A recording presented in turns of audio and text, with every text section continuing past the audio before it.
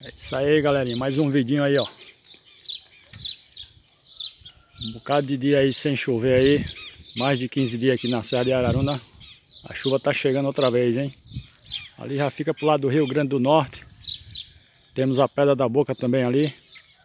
Mas tá tudo coberto, né, de chuva. E assim vai, né?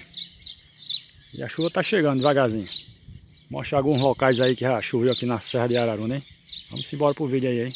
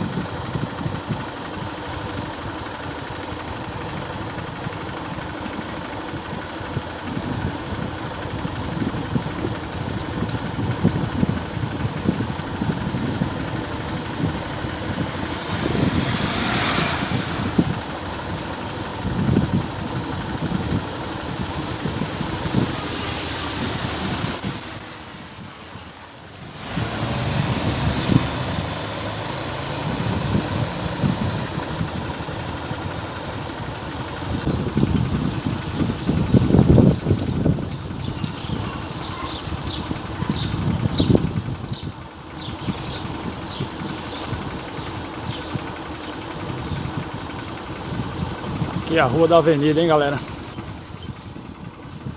A Rua da Avenida, hein?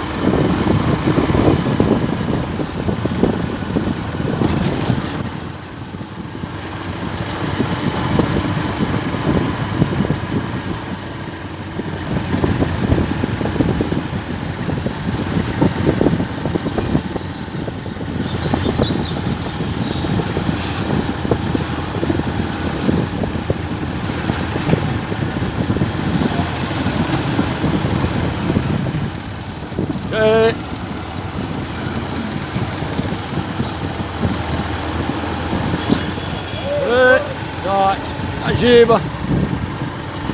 Marcelo. E aí, negão?